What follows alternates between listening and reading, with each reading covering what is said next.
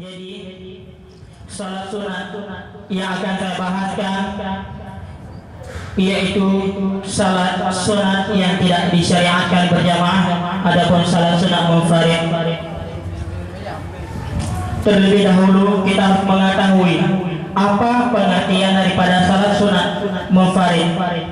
Pengertian daripada salat sunat munfarid ialah salat sunat yang tidak disyariatkan berjamaah, alias kita mengerjakannya secara sendiri-sendiri.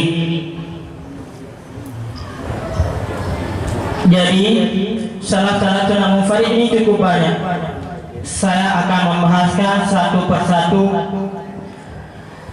Yang pertama yaitu salat sunat rawatib. Salat sunat rawatib ialah salat sunat yang dilakukan di luar salat fardu ada kala itu sesudah, dan itu dinamakan dengan salat sunat ba'diyah, salat sunat rawatib ba'diyah. Dan apabila dilakukan sebelum salat fardu itu dinamakan dengan salat